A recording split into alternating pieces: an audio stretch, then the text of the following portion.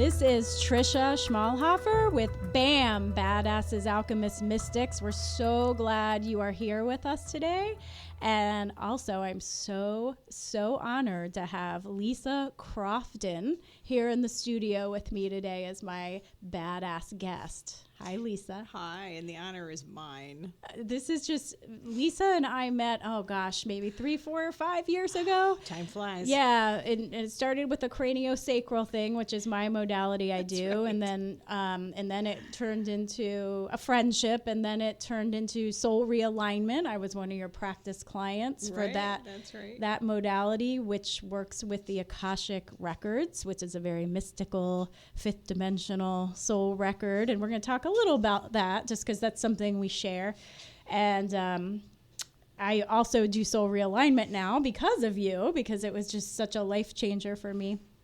So Lisa, welcome and tell us a little bit about yourself. What do you want to say? You brought me so far back because I remember coming down here. I'm a permanent resident in Florida now, but when I was a visitor, I wanted a craniosacral so bad, and I could not find anyone. And it was just happenstance, and after a couple of missteps, we finally found each other. Yes, we did. But this is such an example, really, of that synergy that happens, and you never know where it's going to take you, so being open. But as far as who I am, I'll tell you my story a little bit. I have probably always had intuition in my makeup, but never really knew what that was. And I think when we talk to people who are strong intuitives, or even whatever walk of life they're walking now, a lot of them feel misunderstood, and that empathic nature, which means we're walking around like walking sponges energetically, and that was me my whole life, but never really having able to identify what that, I call it an intelligence, what that was doing in my life or why, and nobody around me knew either, so there wasn't anybody I could really talk to. So I spent my life as a typical empath, right? Walking around making everybody happy, people-pleasing constantly, trying to be perfect in all areas of my life, and stepping in and out of the corporate environment, and finding how uncomfortable that always made me. Yeah, what was that like? I mean, for people that might not understand empath, some people may, but some people may not. How would you define empath? And then I want to talk about how hard that was in the corporate world to be that. Yeah. What is an empath? Empaths intrinsically feel, see, and know more than what's presented. And a lot of times that translates into, I just walked into this room and I really don't know why all of a sudden I'm upset. And the truth is we're literally picking up on other people's feelings and emotions and angst and worry and even excitement. And we don't know how it's sort of filtering through our bodies.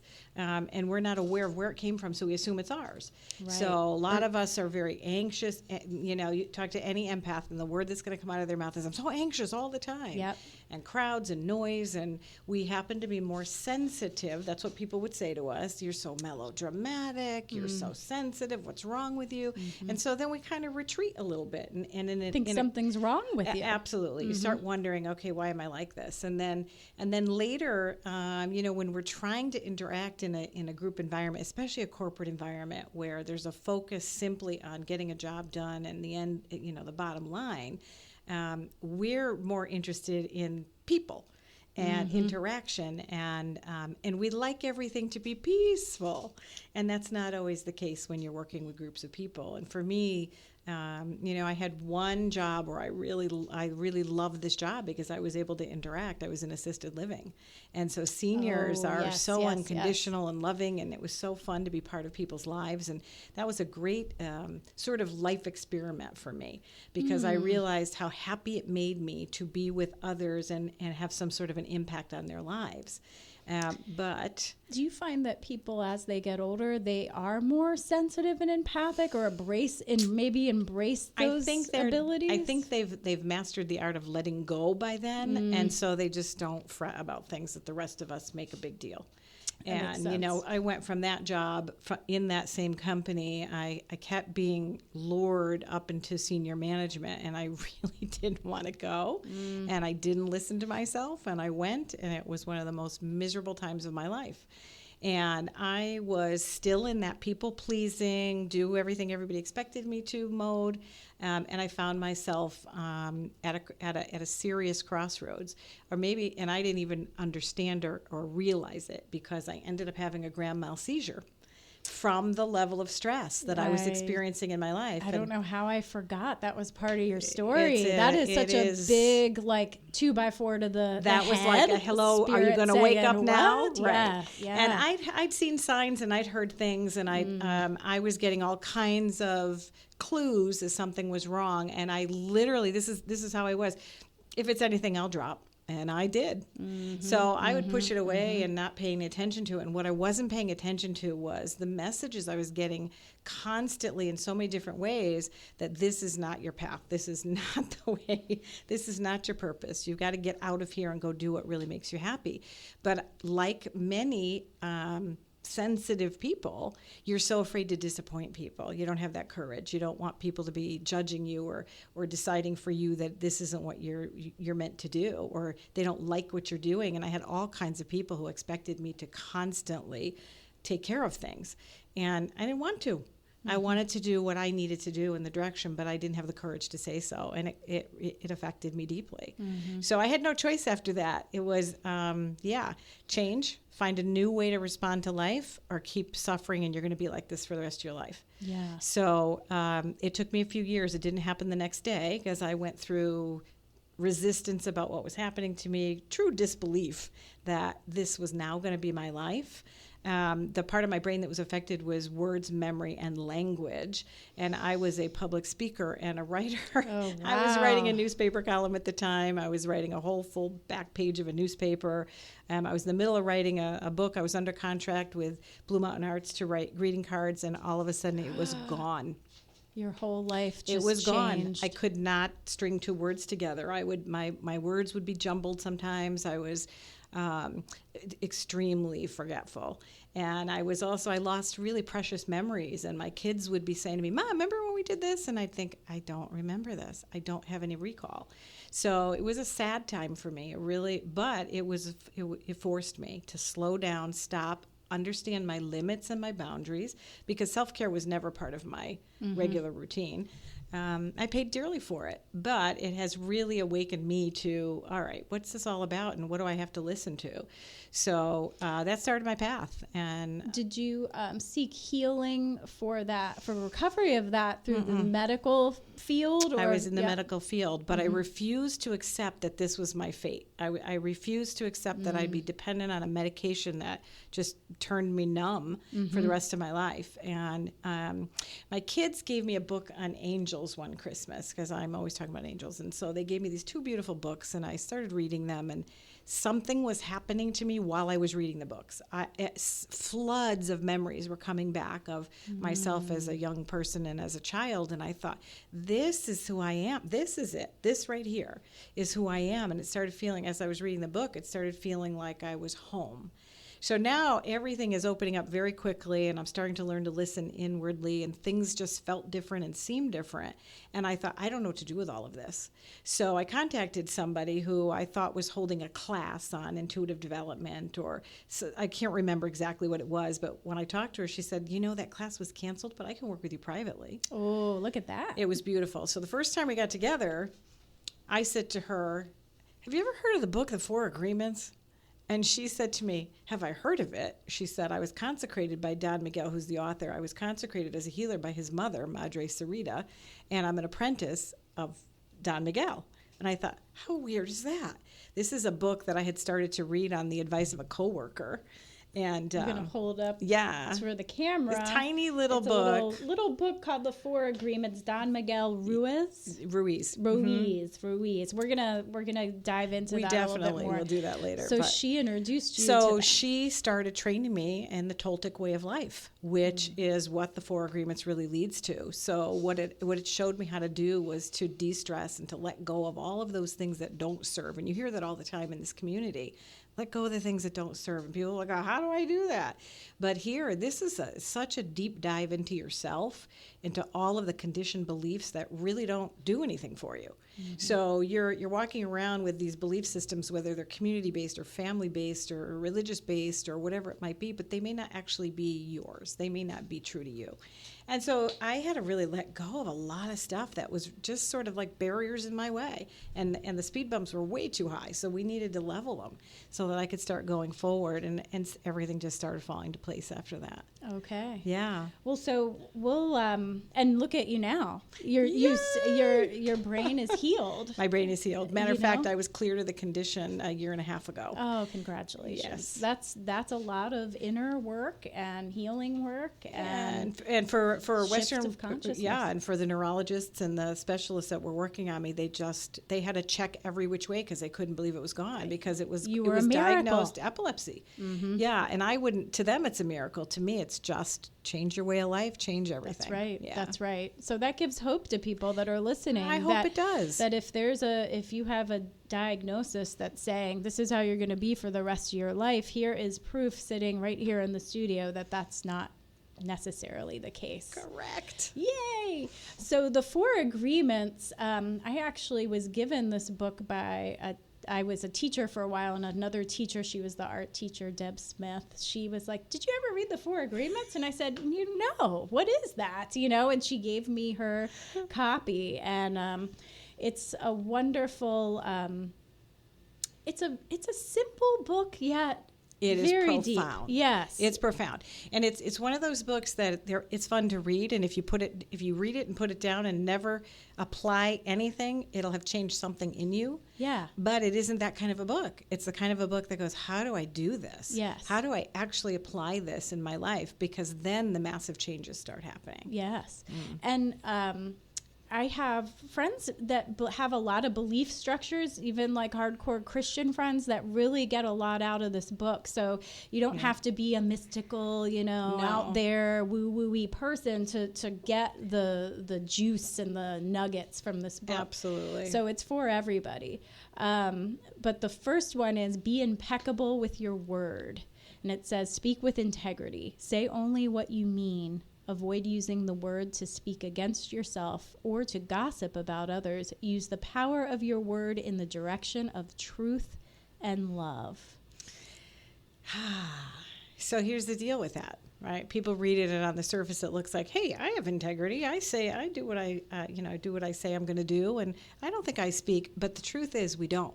And where we find it is the way we talk to ourselves. Mm-hmm. So if you get up every morning and you go, ugh, I have to go work with those dumb people again. What did you just say, and how did you set your day? Right. If you go and stumble into the bathroom and you're looking at yourself in the mirror and you're going, ugh.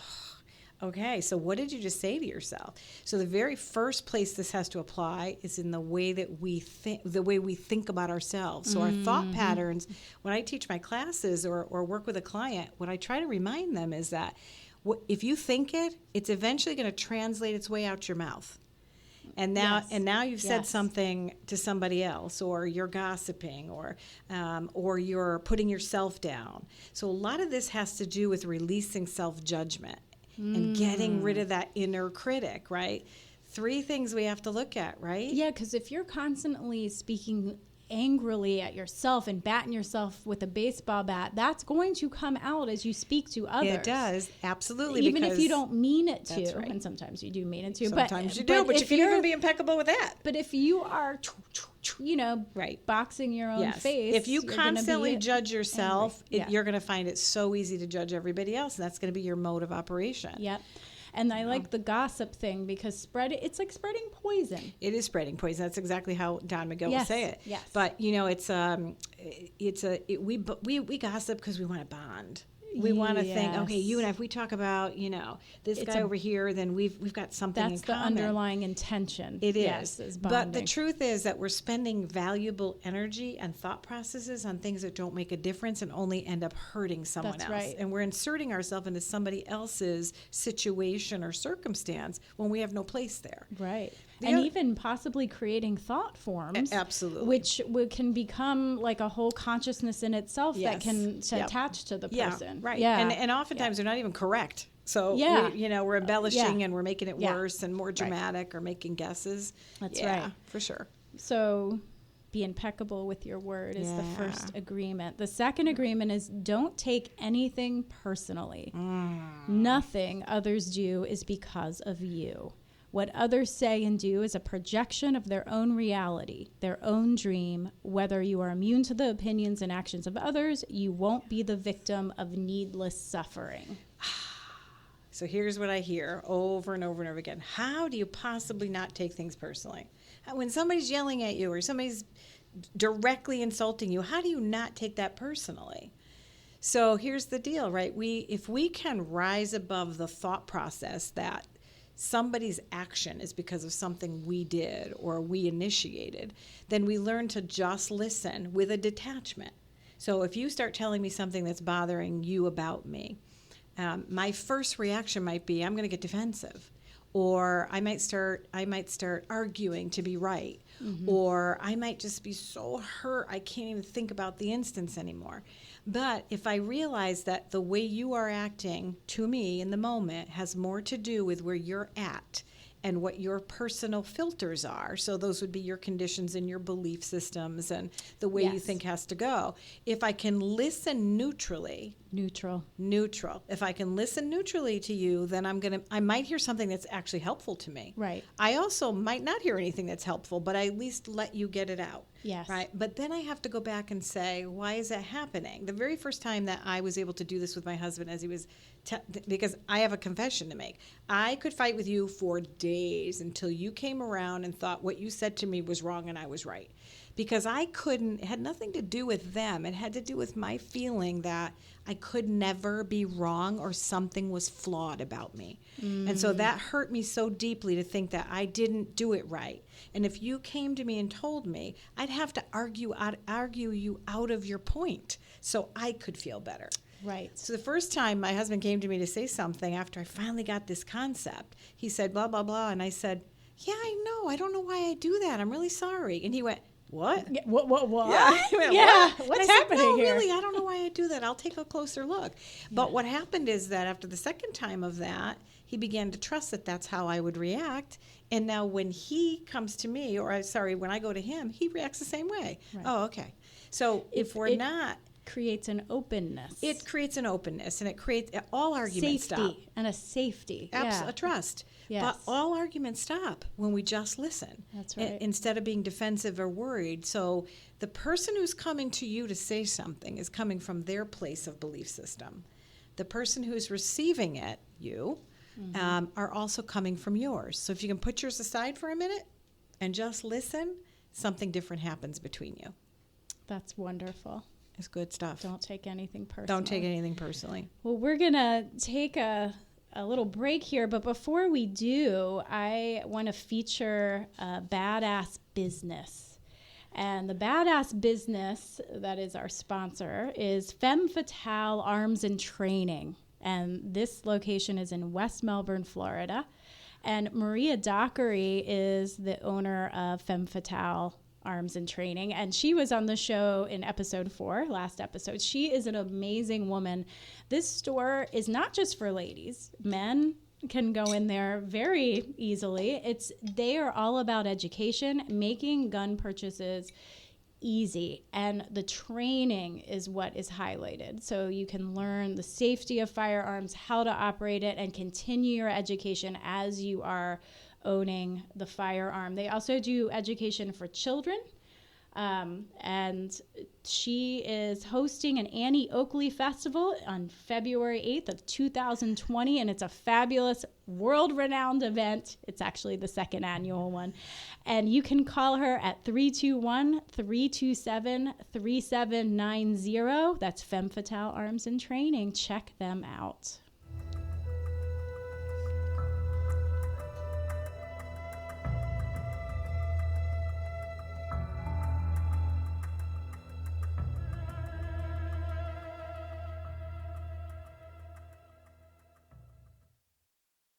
You're listening to Space Coast Podcast, home of the greatest podcasts on the Space Coast. If you're interested in becoming a sponsor or having your own show, Email us at spacecoastpodcast@hotmail.com. Space Coast Podcast. Talk hard!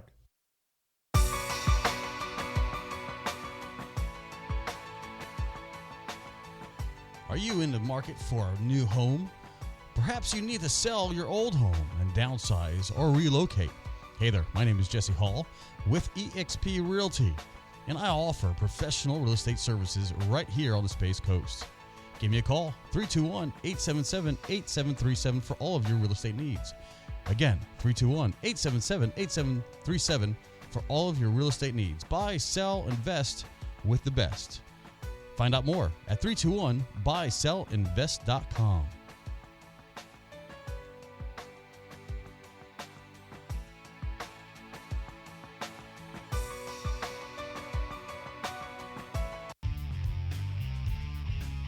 Hey, I'm Vinny with the all-new Vinny Marino podcast. I want you to join me every other Monday as we tackle all the craziest headlines from around Florida and truly explore and uncover what's missing. Also, we will invite the exciting guests from our community who have seen it all and aren't afraid to spill the beans about it. And finally, we can't forget about Vinny's top 3 rants and raves about traffic, restaurants, and events. Join us on Facebook as we go live and bring you behind the scenes of each show and let you be a part of it. The Vinny Marino Podcast, all Space Coast, super raw and unedited, straight to your dome all the time, live from the Space Coast Podcast Studios. Listen everywhere you find podcasts.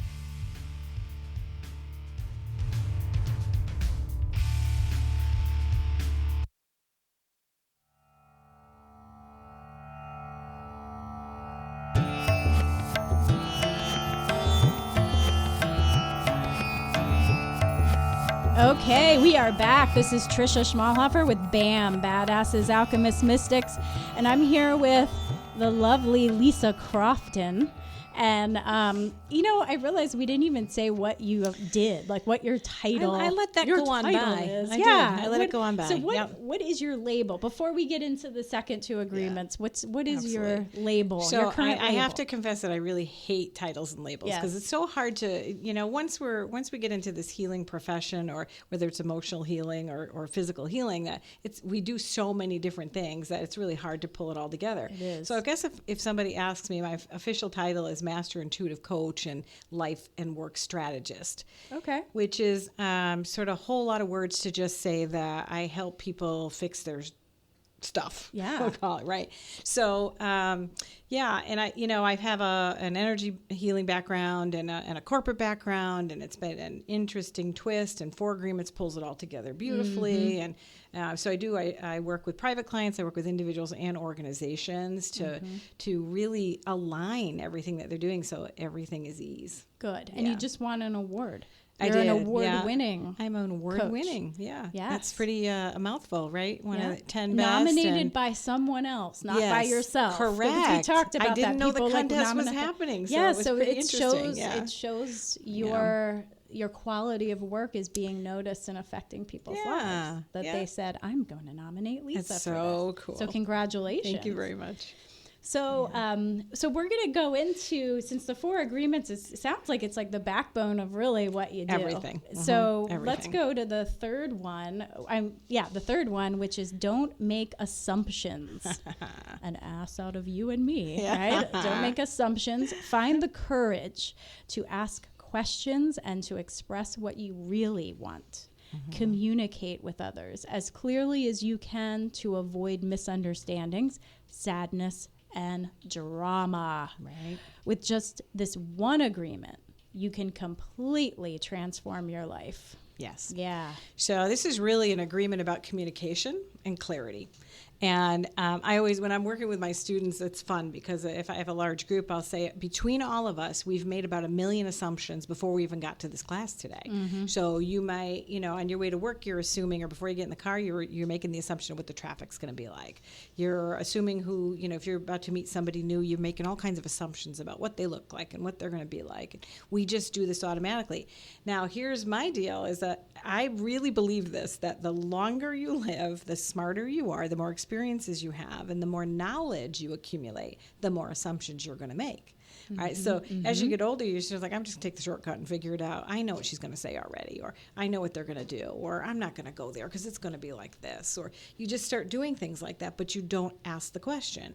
Or in a workplace or even in a personal relationship, somebody's talking to you and they're going on and on, you're going, and you're thinking in the back of your mind, I have no idea what they're talking about. But you won't stop them. And you won't say, can you just be clearer about that? And then there's some kind of a misunderstanding. Yeah. And later you're like, well, I thought you meant this. Well, that's not what I said, right? So being really clear about what you don't understand is really the crux of this agreement. So if we don't, if we realize that every single day we're making these automatic assumptions, and it's the fear that we have that will embarrass ourselves if we tell somebody, I don't know what you're saying, or I don't know what you mean, or I don't know how to do this, or whatever it might be. Well, I assumed that screw went there. Well, now your table's lopsided, right? So instead of reading the instructions or asking for help, so this is really about communicating really clearly. And I find that when I'm in the workplace working on this, that's happening all the time everywhere. So helping people to go, just stop for a second and ask a question and watch what happens to your clarity. Yeah, and sometimes people don't want to ask questions for fear that they are going to look stupid. Exactly. Or I would think this would be a hard one for the knowledge seekers, the super intelligent people that know everything, right? Because they really are geniuses. Right. So they just deduce that this is how it is. That is. Yeah. So this is and the busier you are, you won't either, because you're just moving, and you won't stop to ask the question. Yep. So it might even occur to you that you are wrong. Right. Yeah. Yeah, so this is really good for everybody, but especially the smart people. Right. All right. So the fourth one is always do your best. Your best is going to change from moment to moment. It will be different when you're healthy as opposed to sick. Under any circumstances, simply do your best, and you will avoid self-judgment, self-abuse, and regret. It almost sounds like a kindergarten. Always do your best. Honestly, I always say it sounds like something your grandmother tells you before you leave the house. Always do your best. But it's true. Right. And it's about this really, I think, is the one agreement that shows the most underlying self-care issue. Because people push so hard to be perfect all the time, or to compete, or to be, above the competition. But the truth is, there are days when you wake up and you can't wake up. You're like, I'm just in a fog all day. Yeah. So what's my best today? What can I commit to? So this is about commitment more than it is about being the best. It's nothing to do with being the best. It's commitment. It's about commitment to just doing the best that you can with what you have that day. Yes. Or that hour, or that minute. Yes. Right. So there are going to be days when you wake up and you have the flu, and you're thinking, oh, what's wrong with me? I can't stay home today. How many people do that, right? Even if they're just a little tired or off, and their body's going, slow down, don't go anywhere today, and they lay on the couch feeling guilty all day because they should be somewhere else. That isn't doing your best. Right. Your best that day is taking care of yourself. Right. That was a lesson I had to learn by getting conked over the head. Yes. Right. And Yes. I'm not fearing anymore saying no, I can't, because there are days I can't. That's right. And so I honor that, and I never ignore that under any circumstances anymore. Right. If I have to sleep a little longer in the morning, I honor it. If I have to, if I have to take a break, I take a break. If I have to say no to something, I say no. Say no. Because that's my best. That is what I can offer. And back to the boundaries. It's okay absolutely. to say no is a complete sentence. Yes, it is a complete sentence. Yes, and it's like I've learned, because I'm an overworkaholic. I'm one of those in recovery. Yeah. And there's just some days where my best is I'm going to see my couple client. I've had to cancel sometimes and say, That's right. I'm just not feeling my best today. I don't feel like I can give you the healing that you need. It's so authentic. And they're like, thank you so much. Let's reschedule. If I don't listen to those inner prompts, I will end up with the flu and I'll be out for days. That's right. And it's happened so many times that now I pretty much listen to those cues. You have to listen. Absolutely. Yep. The best looks different every day. And to everyone. Yeah. Exactly. And honoring that. Yeah. So this is lovely. Again, the 4 Agreements by Don Miguel Ruiz. And it says a Toltec wisdom book on there.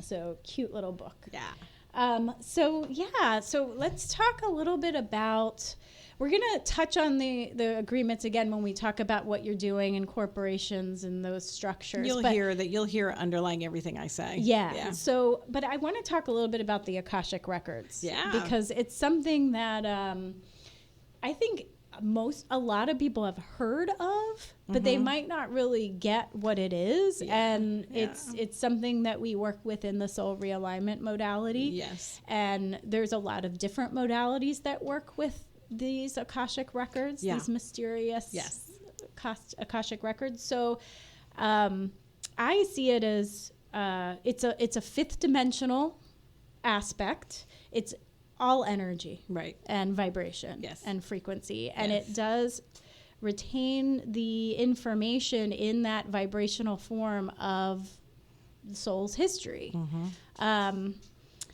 I see it as, some people see it as a library, like when they visually go there. I do. Do you? I see it as almost like a big computer. Like I go in and there's like a keyboard. Yeah. And I'm typing in, I'm putting in the information. And so, and I have like a guide that's there. That's my Akashic record guide, right? He's blue, like your shirt. But so how would you define these mysterious records? So I think it's really interesting. I think that if you believe that you are a body with a soul, you sort of miss the point. If you think of yourself as a soul with a body, life takes on a completely different trajectory. And really how this was born for me was that as I worked with clients to heal even their most deep traumatic experiences, by the time they healed and also learned the concepts of letting go of all the things that have been holding them back, they often discover that they too are a healer in some fashion, or they find out what their true love of life is and what they want to pursue. And then I found that most of my clients were going, what else? What else? What else? And so I kept hearing that push, hold on, you got to go a little bit deeper. There's more than just this physical experience. So what are we trying to find out? So our souls have their own personalities. Our souls have their own we know it in so many different terms, but that higher self has a completely different take on you than your physical presence does. And so I wanted to know I know I'm more than this. So what is this? And so I found soul realignment, and everything just resonated with me. I went, that's why I had that thought when I was 5 years old. That's why I had, everything was coming back. And so I've been able to offer to my clients, as I know you do, another view into themselves, which is that energetic database of every decision your soul has ever made, and why you do and make, sometimes you have this personality trait and you're like, why do I do that? Yeah. Where'd that come from? Nobody in my family does that. Or people will say, I feel like I can see what my goals are, but I feel stuck. Like something's keeping me from going there. Yeah. And I don't know what it is. Yeah. So it's this energetic feature of you as a soul that really has a background. And so anybody that I've ever worked with, and you know this from personal experience, when you start hearing about yourself on a soul level, you hear what you're gifted with. Everybody here has something they contribute. I love the idea that maybe I'm not here to be a celebrity, but maybe I'm here to be the mom in the neighborhood is the house everybody comes to, because they have different gifts. That's it. So if you're whatever that gift might be, if you understand it, then you can play to it. And I think that going into the Akasha is so fascinating. People always go, well, how do you get that? Where does it come from? It's that employment of that intuitive intelligence again, and being open enough to hear the information as it's coming to you. Yes. And you'd know you were in the wrong place if you were delivering readings and people were going, that's not true, that's not me. I had one person who did that, who said, this doesn't sound like anything. And all of a sudden I get this email from her about a week or two later, and she said, I really resisted this, and now all of a sudden everything we talked about is very, very obvious and very clear. Yep. And I said, yeah, because when you know yourself on that level, you can stop listening to outside influence and use your internal influence. Yes. Which is your intuitive intelligence. Yes. So let's I want to keep going with this topic. We got to take another quick break. Sure. I was a little late on the last one, but going into the second break, I want to feature some badass events that are coming up. And the first one is on 11/9/19. It's called Embrace Your Inner BAM Workshop. So this is actually our first Badasses, Alchemists, and Mystics workshop that we're holding. I'm hosting it along with Joanna Salerno, and it's going to be in Fort Myers, Florida at Lotus Blossom. We're going to have meditation, Akashic Records gallery readings, and healing circle and sound bath. The next one is 11/16/19. It's a one-day retreat called the Journey Within Retreat, and it's down in Vero Beach. It's myself and Nikki Rodriguez. She is a licensed mental health counselor, and it's going to be just full of activities to really dive deep within and have some transformation to get you firmly on your soul path.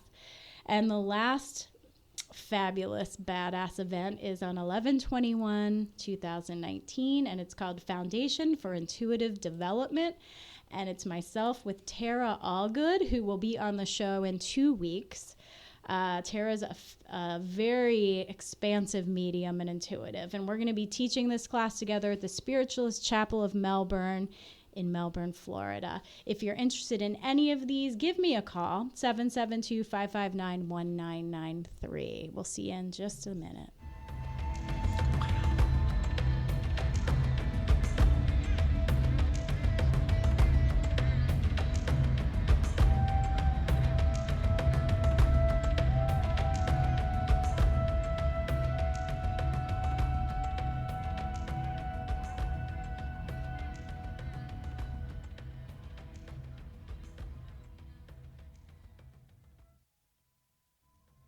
Hey there, this is Jesse Hall, and I want to remind you to tune into Business Elite Brevard Edition. And what we do on Business Elite Brevard Edition is bring to you some of the biggest movers and shakers on the Space Coast. These could be industry leaders, tech innovators, and social influencers. And what we do is kind of bring them on, ask them some of the most relevant questions that you may not know about. And these are people who may not be in the news, but they are making moves behind the scenes. Again, tune in. Business Elite Brevard Edition.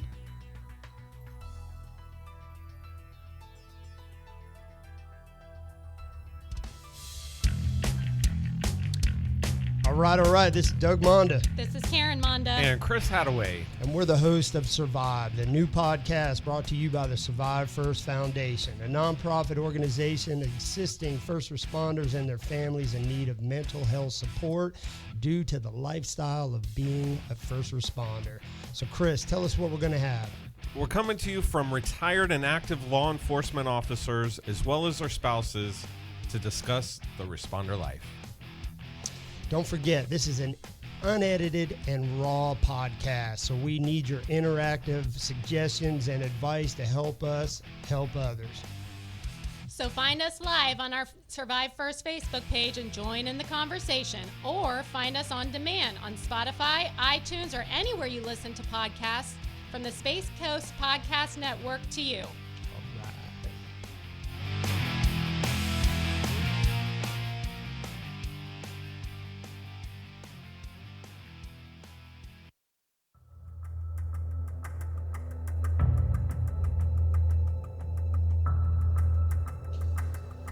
All right, we're back. This is Trisha Schmalhofer with BAM, Badasses, Alchemists, Mystics, here with my badass alchemist mystic, you're very mystical, guest, Lisa Crofton. So we were just talking about the Akashic Records and this concept of intuitive intelligence. And in the title, we said it's an underdeveloped intelligence. So I think so. Yeah, everyone has intuition. Everybody has it, and I think I think when we use the words mystical or alchemist or medium or psychic, I think what we do is we start separating ourselves from the pack, and I don't know if that's terribly helpful to everyone. While we know we are those things or whatever you want to call them, I think we start to say to people, well, I can do it. I don't know if you can do it. And then when they're in our classes or they are our clients, they start wondering what's wrong with them. Why can't they do what we do? Like we have something special. The only thing that we have special is we've allowed this. We're not afraid. And so we really start to open up and allow.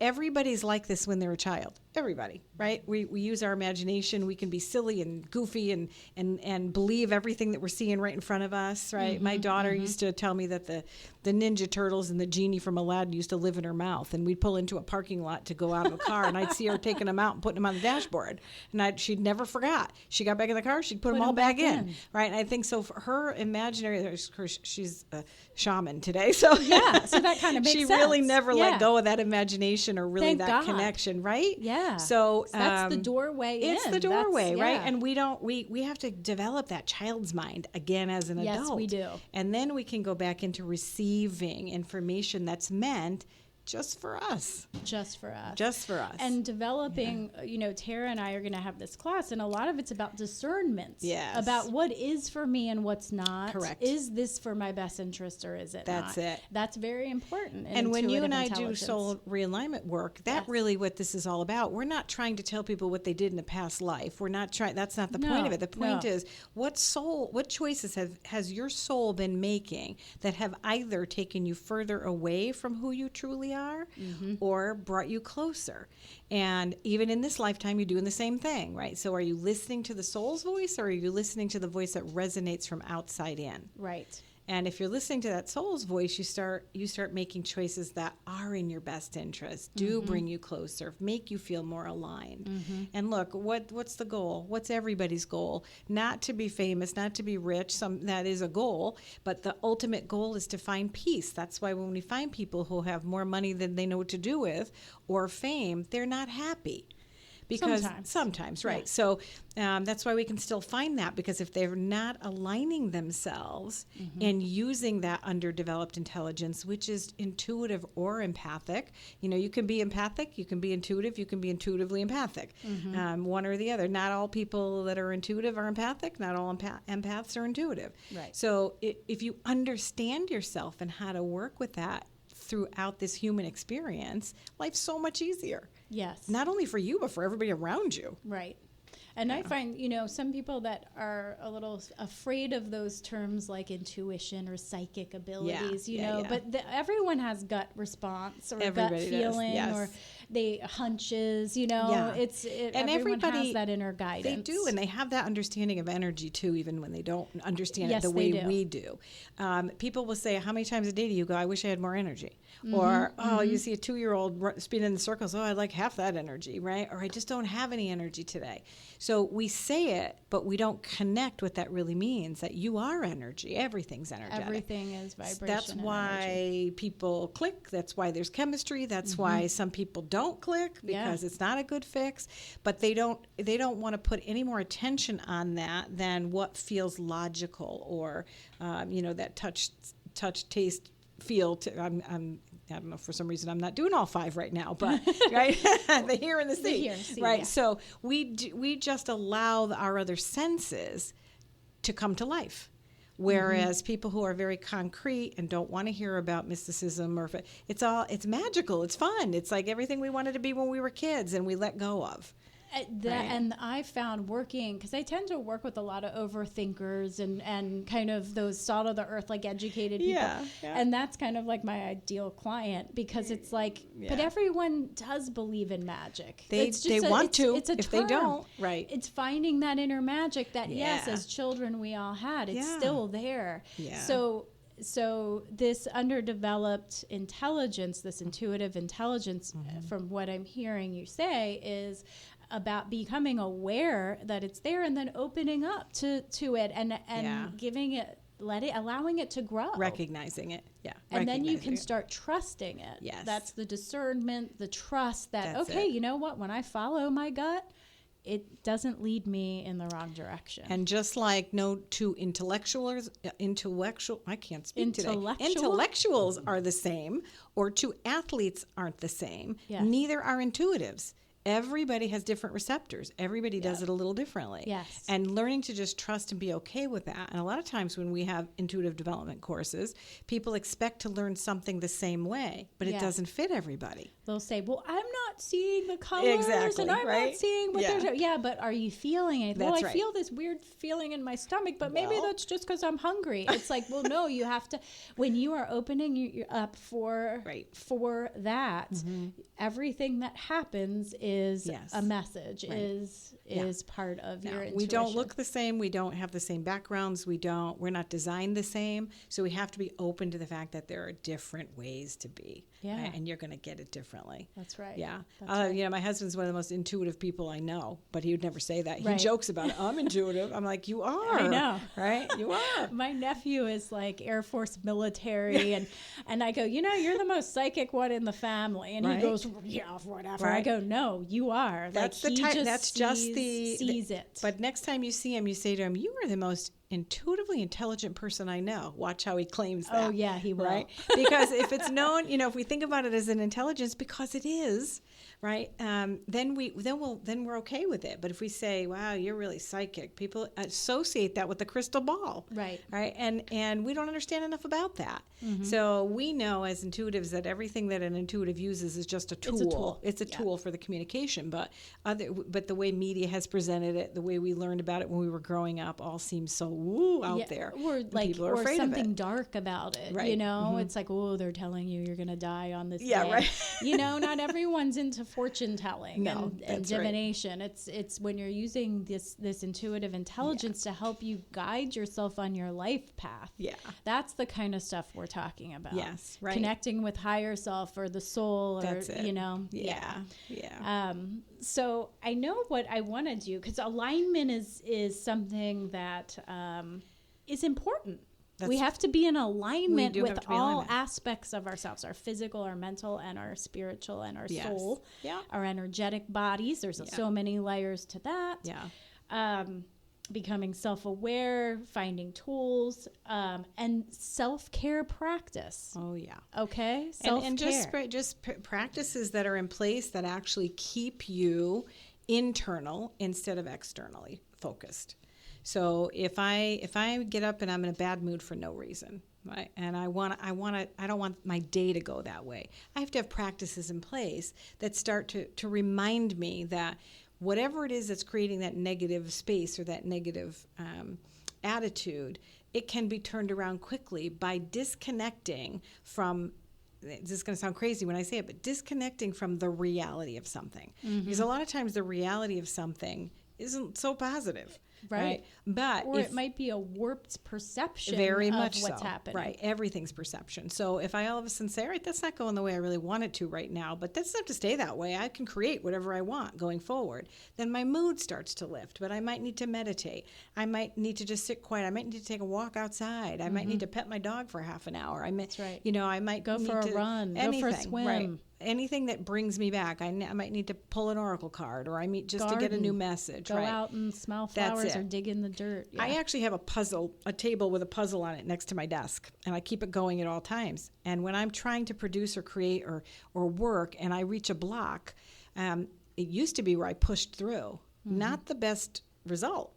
But if I go, all right, that's enough, it's not coming right now, I swing over, sit with the puzzle for a while. Now I'm in a meditative space. Yes. And now the answers that I've been trying so hard to get just start flowing through. So we do our own blocking. Right. And then, you know, it's not a great result. Yeah. Musicians, like they'll go to their instrument or play their drums or play their flute or their guitar to get into that meditative space. So we're gonna do one more break before we're just going to do one more break. But before we go to that break, we're going to feature another badass business. And this is Dr. Haig John. We also had him on the show a few episodes ago, Your Family Chiropractor. This man is just such a wonderful man. He is currently in Mexico serving the community there with chiropractic services. He is going to be holding an innate adjusting workshop on February 1st, 2019 in Palmer, Florida. He works on all ages, and he says he serves all ages. Downtown Melbourne, Florida is where his practice is, but he really is all over the place internationally, just doing beautiful work. His number is 321-772-5846. His name's Dr. Haig, Haig, John. We'll be back in just a few minutes.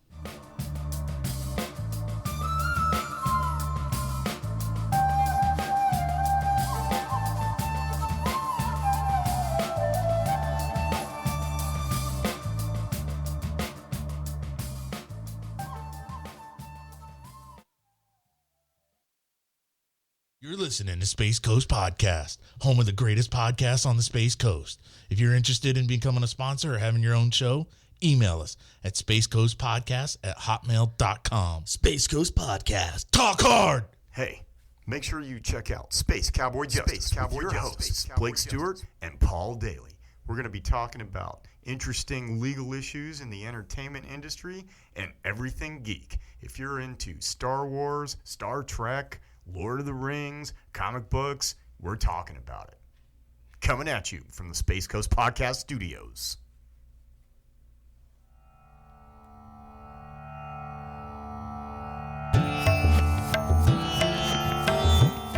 All right, this is Trisha Schmalhofer. We're back with BAM, Badasses, Alchemist Mystics, with my guest, Lisa Crofton, who's now a resident of Vero Beach, Florida. Oh, yes. So you came from Connecticut.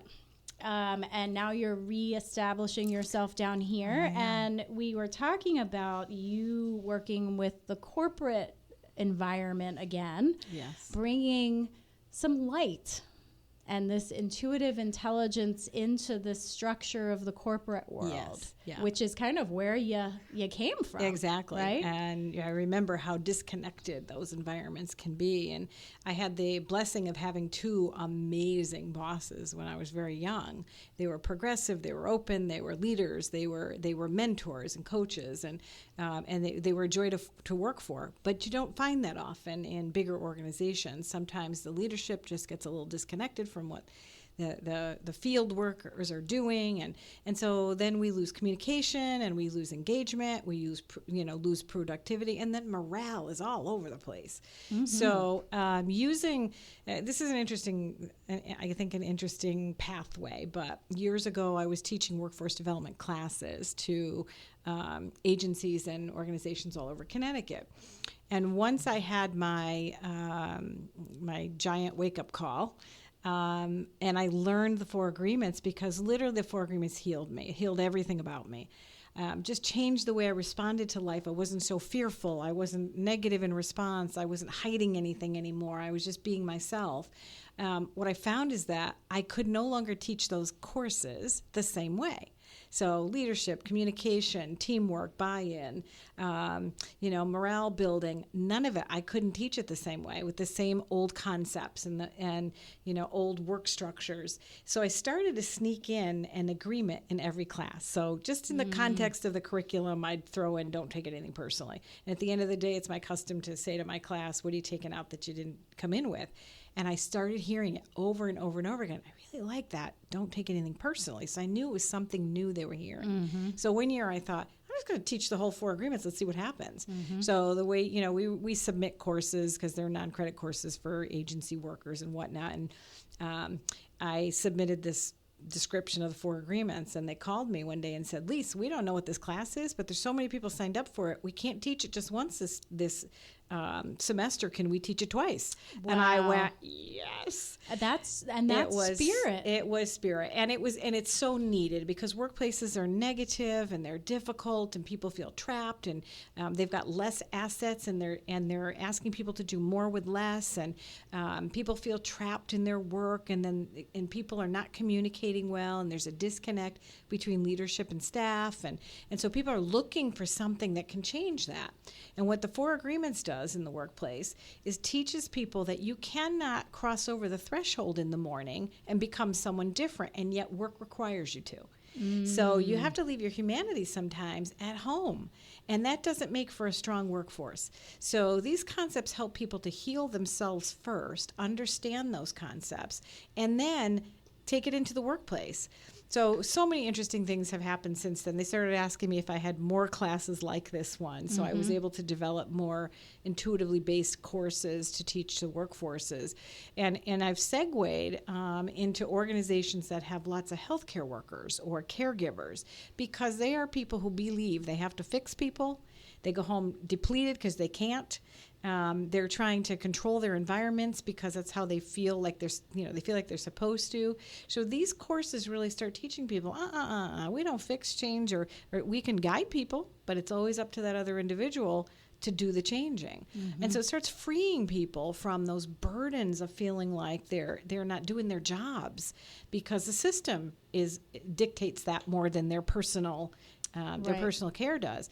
I work with parole officers, because they're, I thought you mentioned corrections. The judicial system.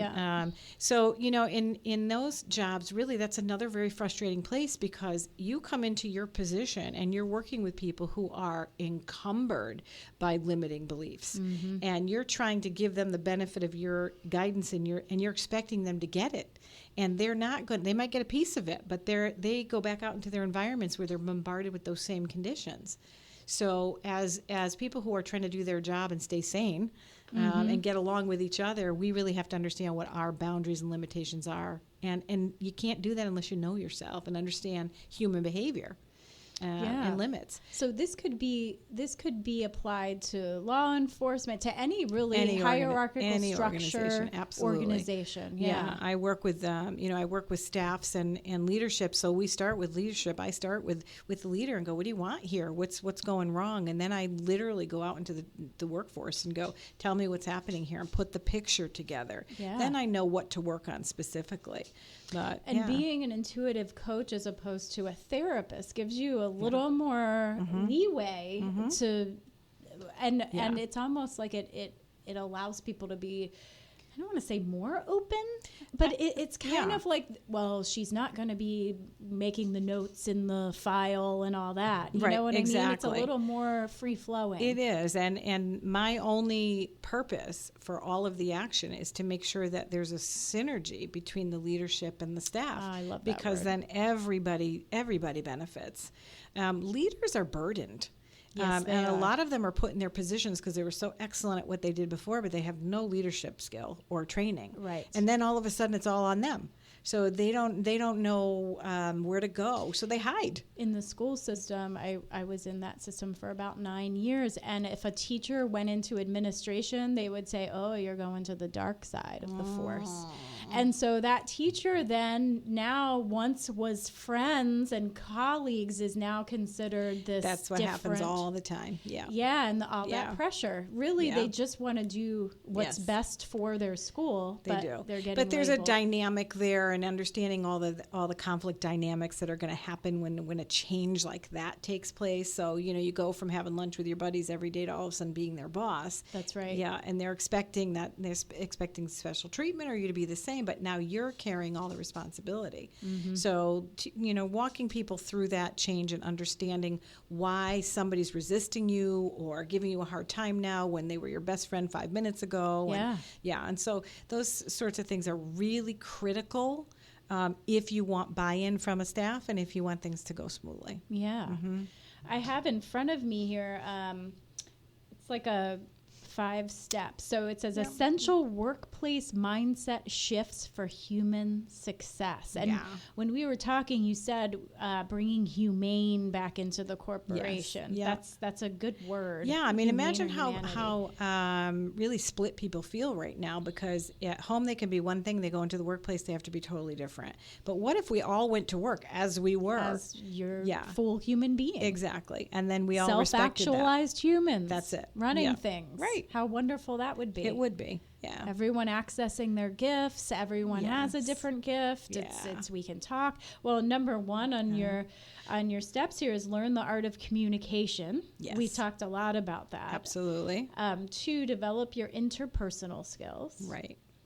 3 is learn to mentor or coach. That's Yes. There's a really important. outdated react and discipline response in a lot of organizations, or you've got somebody who's been around for 30 years and that's the way it was way back when, but it doesn't have to be that way anymore. And so that react and discipline makes people feel like they're being watched and waiting for something to slip up, so that then they're disciplined. But if you do it the other way, if as a leader you're concerned with people's potential and you want them to get there, It's about expansion and growth. absolutely, yeah. Yes. And if you It's use a different paradigm. use your skill to mentor and coach, you're going to get a totally different response out of your workers. Yes. Yeah. The 4th is get at the heart of conflict. So conflict is not always a bad thing. Conflict is a clue. Right. So you see conflict and you're watching people, it means that two people have different ideas. Now, if it's personality conflicts, that's a different thing. But if you're talking about people are conflicting on the things that they're doing, look at it closely, find out exactly what's happening, find out why. And you're going to find clues to improving leadership and communication, everything that we just talked about. Yes. Conflict is a good thing. It provokes change. It does, yeah. And handling it correctly will cause it to move everyone in the right direction. And then the Exactly. last one is follow the 4 agreements, which we've already covered is the Yes. backbone of really what you Yeah. do. Yeah. I am sorry to say, gosh, we're out of time. And, Such a good conversation. Lisa, you're amazing. Ah. And I do want you to just we'll end with you saying how people can get in touch with you, Sure. your website, your phone number, Yes. everything about you. Okay, so to reach me, you can reach me at 860-637-2393, and I'll be happy to explore how I might be able to help. It's lisacrofton.com. Doesn't get any easier than that. Crofton. Thank you for that. Crofton. Yeah. Or, go onto my Facebook page. So you can find me as Master Intuitive Coach, as Lisa Crofton, Master Intuitive Coach. And I do have a separate Facebook group just for empaths and the struggles that they have and some soul wisdom. So that's a pretty cool page, and you'll see that from my Facebook page. Okay, so stay tuned for next time with Tara Allgood. Thank you so much for listening. This is Trisha Schmalhofer. My website is medhealers.com. Thank you very much. Thank you.